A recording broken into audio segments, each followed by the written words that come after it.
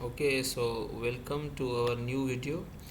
In this video, we will be learning about operators that we discussed in the class. In a class, we discussed about arithmetic operators, relational operators, assignment operators. So, without any delay, let's start. So, for example, in arithmetic operators, we have addition, subtraction, multiplication, division. For example, if I want to add two numbers, all I need to do is I have to put plus sign in between.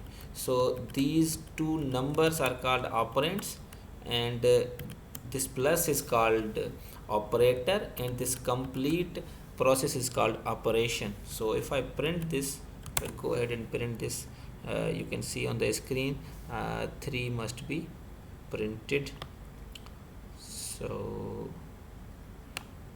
it will be printed in a minute. You can see the 3 is printed.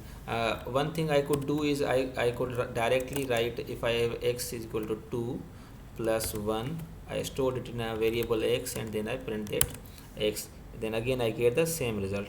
So I can do in both ways. So another way is what I could do is I could use f string. What I could write is the value of x is, and in parenthesis x, the value of x is 3. It's taking a while, maybe due to internet connection.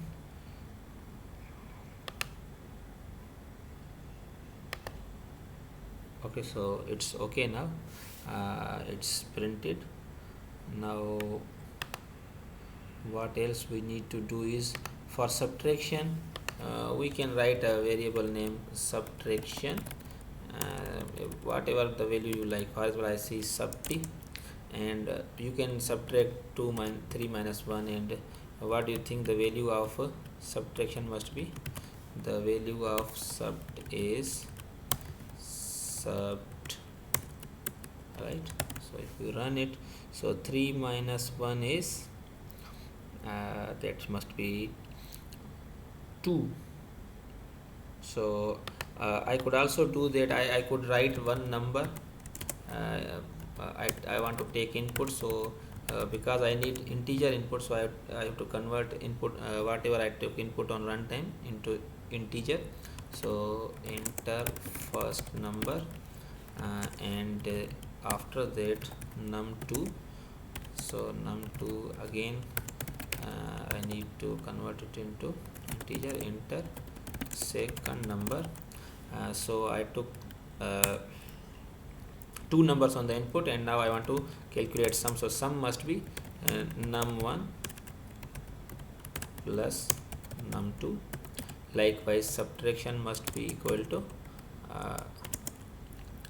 num1 minus num2, and multiplication must be equal to num1 multiply by num2. Likewise, division must be equal to num2 divided by num1 divided by num2, and floor division must be equal to num1 double divided by num2. So we will see in a minute what does this mean. And if you want to calculate the power, so power must be equal to num1, maybe we want to calculate the power on only num1, and we want to calculate a square, so a square need to be double stars, right? So now we have write a couple of statements. Now we want to see the result of each statement. So I want to copy this. I don't want to write it again and again. So first of all, I want to write the sum of two numbers is it is stored in sum variable. Likewise, the value of multiplication is MLT, right? And likewise, the value of division is div, and I want to copy this div, and the value of floor division is f div. The variable is f div, and the value of power, so the value of power on num1 is power, right? So far so good. Let's see.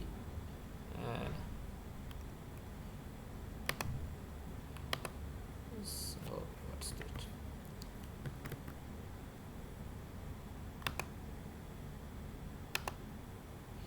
So I want to run it again.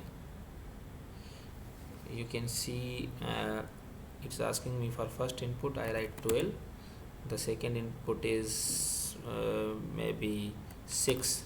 So each value must have been calculated. So it says in error MLT is equal to num1 multiplied by name. So we know that we don't have name variable but num2. So instead of name I write num2. It again asks for input 12 and maybe 10. So you can see here because first we have added, the sum is 12 plus 10 is 22, and if you subtract 10 from 12 then you get 2, and if you multiply them you get 120, and you can see the difference between division and floor division. In division you get exact division of two numbers, so because 12 divided by 10 is 1.2, but when you calculate this floor division by 2 division 2 backslashes, what you get is you get the floor of whatever the division is. If it is 1.2 you get 1, if it is 3.2 you get 3, if it is 9.6 you get 9. So and for power, if you calculate the power, so 12 power 12 square is 144. So in this way these are operators, arithmetic operators works. So the next is relational operators. Relational operators. What does relational operators do? It compares two values, because if you know the trichotomy property, what does it say? It say either two numbers are equal, or they are, if either two numbers are equal or one is greater than other one, or less, or vice versa. So for example, if x contains 2 and y contains 3, so the possibility is either x is greater than y, or x is less than y, or x is equal to y. There is no other possibility, right? So if I want to print if x is greater than y, because x got 2 and y got 3, so this statement has to be false. If you print it you get false. And if I wish to calculate if x is less than y, then you can see f is actually less than y, because x contains 2 and y contains 3. Okay, and if you wish to calculate if x is greater than or equal to y, so you again get false, because x is not greater than, neither it's equal. But if I write y equal to 2, then now you can see, because it is equal and are greater, so means if these two quantities are equal or greater, and actually they are equal, so we get a true. For less than or equal to also you get true. For less than or equal to you again get true. And if you want to check either two numbers are equal, so you write this equal sign 2 times. It means if x is equal to y and actually it's equal to y, so we again get true. But if I check for x not equal to y, and now you can see it prints false statement. So these are the kinds of relational operators. If I summarize them, in relational operators you have greater than,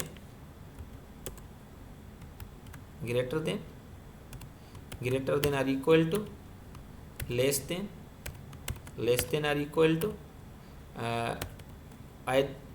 are equal to, not equal to. These are the relational operators that returns only true or false value always. So these are the relational operators. In other type of operator is assignment operators. In assignment operators in Python. So for example, if x is equal to 2, I can do is x plus equals to 2, or I can write this statement as x equal to x plus 2. These both are same, x is equal to x plus 2. Or if I write x minus equals to 2, that means whatever the value of x is, you need to subtract 2 from the value of x. In other words, x is equal to x minus 2. Now you can see whatever the value of x is, first of all 2 is added to that number, and then the current value is then stored in again in x variable, or assigned in x variable. So in this way we have likewise x multiply equal to 2, that means multiply x by 2 and assign to x, and so on. You can do all arithmetic operation using assignment operators as well.